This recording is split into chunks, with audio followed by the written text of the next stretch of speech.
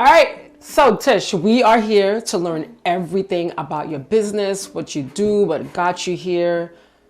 Tell the people. Well, the name of the business is LittleAntz Physical Therapy, and we're specializing in prenatal, postpartum, and pelvic health dysfunctions, and that's anything that leads to urinary incontinence, fecal incontinence too, pelvic organ prolapse, which is like a descent of like the uterus or the bladder into the vaginal canal, diastasis recti, which is separation in the abdomen, and pain with penetration. Got it. Yeah. So everything under the belt. That's right. Everything under the belt. We cover. We've got you. Awesome. So when a patient walks in, can you walk us through what happens when a patient comes in? So I'm greeting the patients in, definitely with a friendly hello and very reaffirming confidence in the space, because I definitely want that to be part of the energy and the vibe that comes when they come into the space. So this is the reception area, so they're welcomed here, and then I sort of give them a tour of the building too, so they can get a feel of the place. And then I bring them over to my office. It's where we do the evaluation and treatment sessions. All right, walk us through. So Tish, tell us, why did you choose physical therapy as your career, and why women's pelvic health? I chose physical therapy as my career because I was always involved in sports. I think in high school I got involved in volleyball, basketball, and all the things. I love the physical activity part of it. Right. Remember that time we were on that basketball team in college? JV team? We were horrible, but yep, we got to register for classes early. Exactly. We were forced to do that. Damn coaches. We were the best ballers on that team. We were the only ballers on that team. The fast ones. Anyway, so I just was always amazed about the body. Right? And I always loved the physicalness of it. And then I stumbled upon wanting to become sports medicine doctor because I was always into sports. I felt like that was something I wanted to do. And Hunter College was the place, from what I was hearing from my high school coaches, was the place to go. But then soon after getting involved, I was told that at that time, females weren't allowed in the locker rooms. And at that time, it was a really male, dominated sports field. Exactly, a very male dominated field. So I was like, oh, maybe I have to rethink my thinking.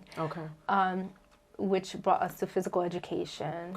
And again, I always wanted more, right?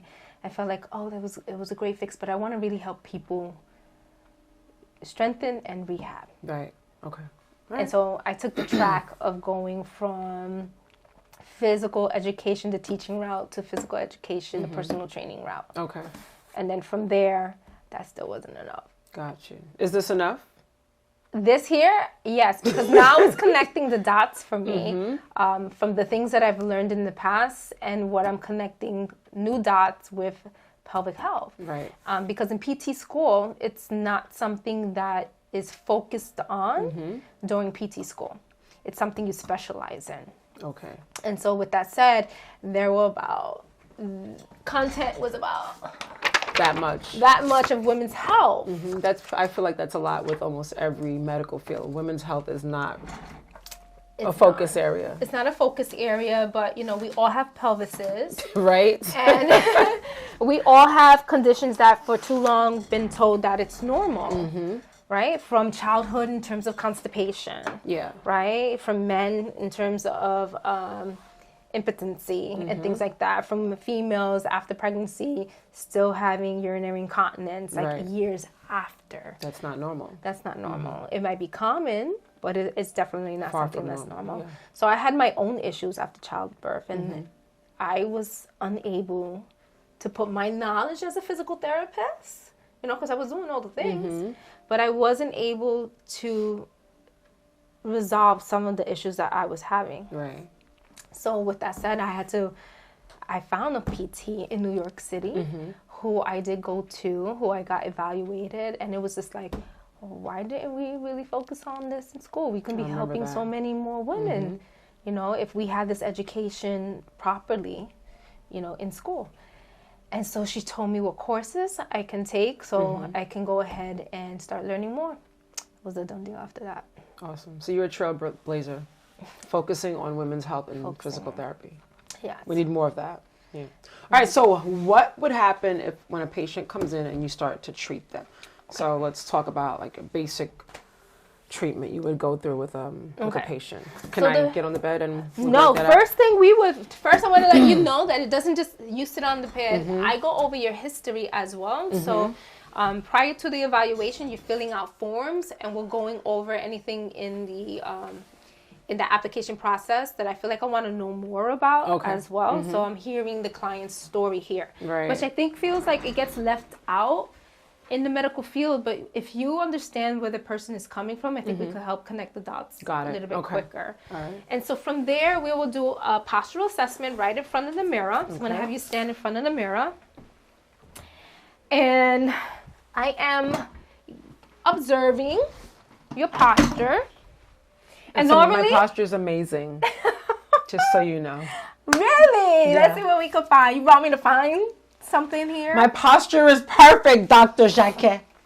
So normally what we'll do is that you're standing and I'm observing how you're standing. Normally I have the client's shoes off like you are now. If I can see more, I will have them looking, I like to look from the bottom to the top. So I like to can take the pants off if you want me to. If you want a full evaluation? No, I mean, for the camera purposes, do you think we need to do that? That's okay. Okay. So we're looking at posture. So I'm going to have you bend and touch your feet, so you can do that. So you remember all these movements too. So we're looking about flexion here, making sure that that's not painful. And then you're going to come back up. And we're going to do extension. You're going to place your hands to your back, and you're going to go back. And try to look up, because that's going to limit your... And then we'll ask if there's anything happening in that area. I'm going to have you come back up. We're going to have you rotate. It's like physical assessment. So you're going to rotate your trunk. Try to keep your pelvis here where it is so we can see where that's coming from, and go over to your left. Good. And I love to ask clients what feels good, what feels stiff as well. So we'll do all that stuff. Okay. What I like to do, especially for pelvic health, is seeing if there's any rotation in the pelvis. Right? And so while you're standing, I might put my hands in front of your pelvis and see where they lie. Here. And see if there's any rotations. Do you notice a difference? You just adjusted. I thought you wanted me to rotate. No. No? Okay. Do you feel a difference in your pelvis yourself? I just like you touching me. And so where are my hands? Can you see anything different with where my hands are? Oh, where your hands are. Oh, yeah. Yeah. Like one is a little bit higher than the other. What about in terms of forward and back? Yeah. Okay. This is more forward. This one was more forward. Good. Yeah. Testing. This is how we used to go through all our stuff. So we'll do a more postural assessment because I feel like those things are important. Okay. We also look at breath work, and then I have the clients on the table. We'll do some strength exercises, and then I also like to check, especially if they're postpartum, for abdominal separation, because I think that's something that a lot of moms are constantly concerned about too, if there's a separation. Okay. So if you want, I could show you how do we do that. Sure, let's do that. Because I think that's something your clients, you probably could be doing with your clients too. The diastasis recti. Yeah, I do that with them. Okay, perfect. Yeah, we do that. So we do that. Okay. All right, so let's talk a little bit about some of the challenges. What would you say is the most challenging piece to running your own business? Because we know you have the knowledge. Yeah. Now, running the business, that's a different monster. Your knowledge versus running a business are two different things. What's the most challenging piece to getting this business up and running? I would say the most challenging part for me was actually just the business setup first, because that's something that we weren't taught in school. So I was seeking out mentors and mentors, other PTs that had done them themselves. Okay, and then I ended up going to a conference for physical therapists called Smart Success PT. And it was a conference of how, you can start this. So again, I was always taking more advanced courses and trying to figure this stuff out. So I think that was, what you don't know, you don't know, you don't know. Yeah. Basically. What you don't know, you don't know. What you don't know, you don't know. And so I think that was a challenge because I was well versed into treating, but not the setup of how the business should run. Right. So we definitely started smaller and then moved here bigger. I think confidence would be the second thing. Okay. So you have to have confidence. Well, number one, you have to have mentors that know business. And you need to know you need a mentor. Yeah. At some point, you're going to need to do that and just say like, okay, forget it. Let me just find someone else that's already done it and try to pick their brains. Okay. Knowing that you can do it, I think I also had that imposter syndrome big time. And what am I doing? Because for my childhood growing up, we would just, work for somebody else. Right. A lot of us get your paycheck. Just why you gotta dabble in all this? Just get your paycheck and go. But for me, I felt like there was always like something more. Yeah. Something more. So here I feel like I can treat, because also being in establishments where the client satisfaction wasn't always matching up, meaning it was quantity. We had to like see clients often so that you can get paid, and that's another challenging part of it as well.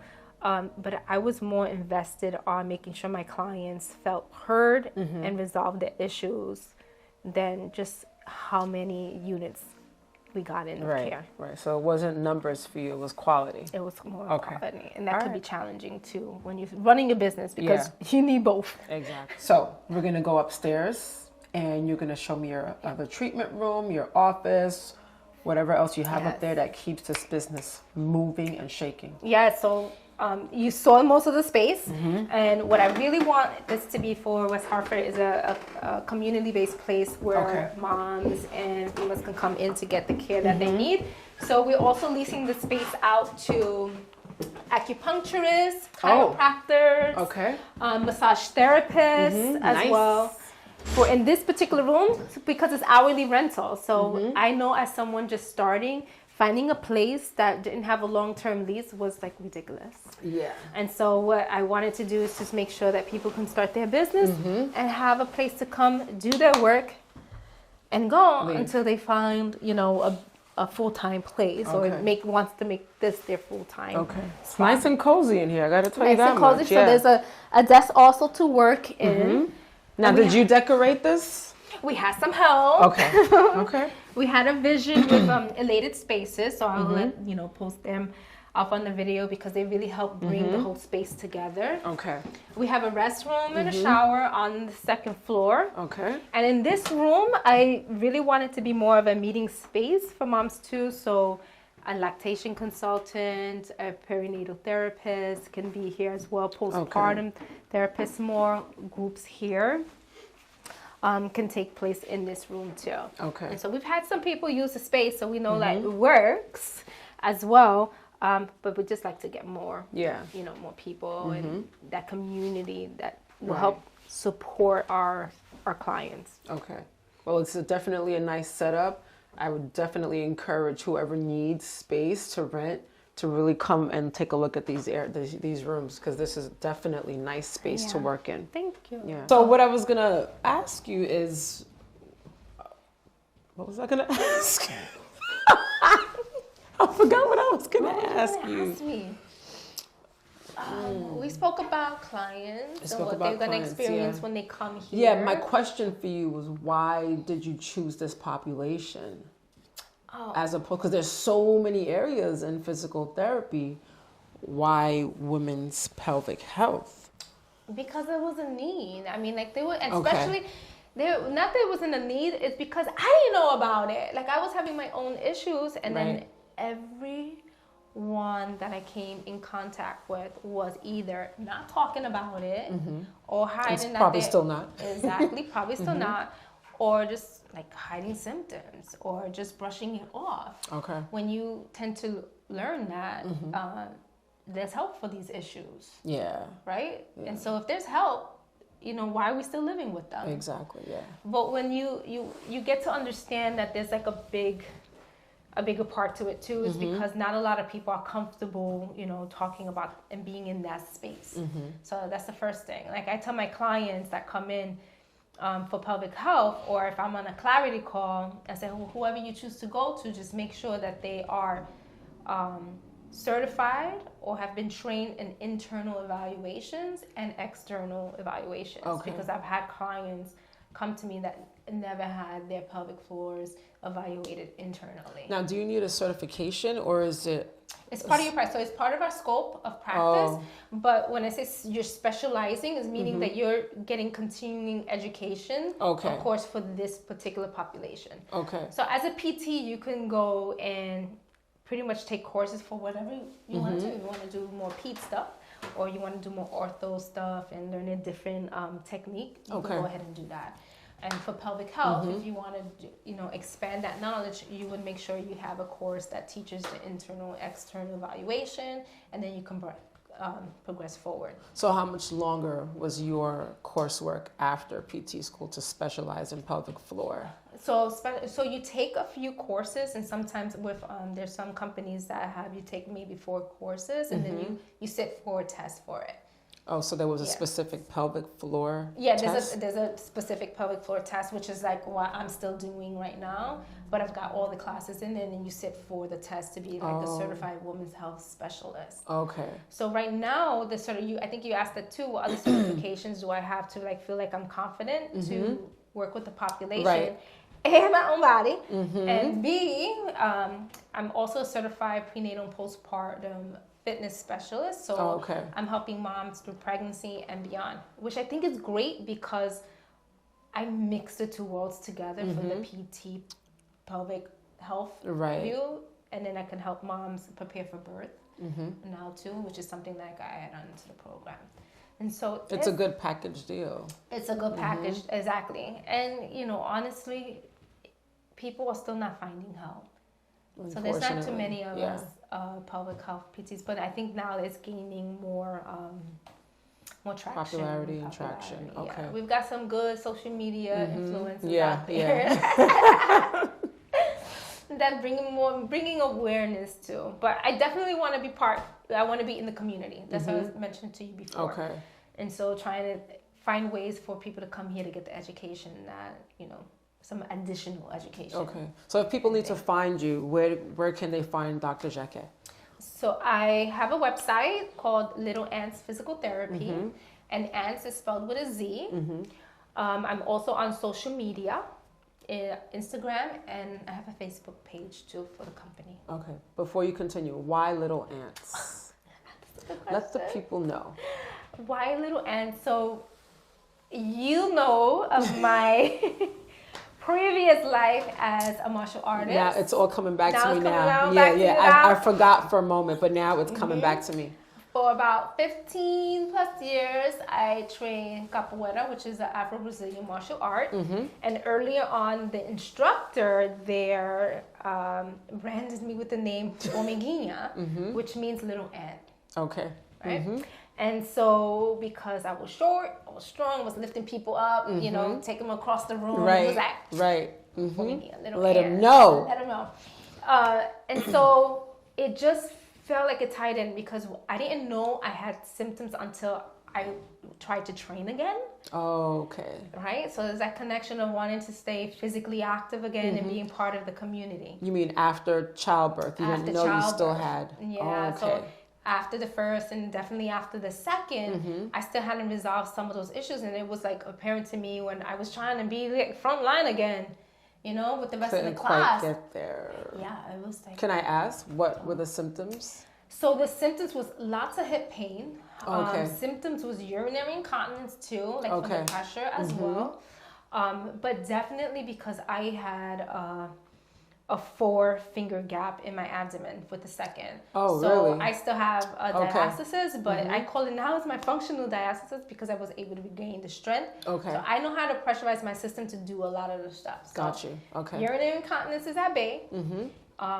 And the abdominal, because that's something that you'll learn with a pelvic health PT, is like how do I can use my body to do certain exercises. Okay. And that's what got me back. And then I met another mestre where it's like, oh, your business name is perfect because an ant brings together the community. It's a community of ants. Right. And he's like, oh, I got another one for you. And it's a queen ant that gives queen birth bee. to the colony. It makes sense. I was like, that makes That makes a lot of sense. to keep the name, because I was like, do I keep the name? Do I not? Because it's not, you wouldn't know it was a pelvic health practice. That is true. So let's go with that. So how do women know, like, okay, LittleAntz, no one knows exactly what that is. You know me. They know you. They know my face. They know my face. It's like the O and the U. So what type of women should seek help from you? What symptoms are they experiencing and they know they can come to you for help? So I would say there really isn't an age range, because I am also specializing in pediatrics as well, for children that had a bedwetting and constipation. Okay. Because if there's a history, then there's going to be a history or some potential outlook later, long term. So definitely dealing with that area. But if you're prenatal, immediately postpartum, definitely a yes. And now I'm treating more premenopausal and menopausal females as well, still dealing with some of these other issues in terms of urinary incontinence and pelvic, especially pelvic organ prolapse. Because remember we spoke about just how our bodies start to transition when we age. We lose about 2% of our muscle mass, and that's muscle mass everywhere. Right, anywhere. And so really just making sure that they have this information to understand why we have to keep moving forward, why like exercise has to be a part of our daily routine, why it's self-care and not just like a self-treat. When you think about self-care, is that routine that you do daily, that's self-care. Right. Exercise is part of it, right? And strength training, bigger plus. Absolutely, yeah. And so that's the spectrum, basically. So there is no age range. There's really no age range. Right now, I'm specializing in women's health, so I am seeing the female pelvis. Okay, so pretty much like we said earlier, anything below the belly button. Anything below the belly button that has a uterus or not, or yes. Okay. So the website is LittleAntz, www.LittleAntz.com. And our social media handle is on Instagram at LittleAntz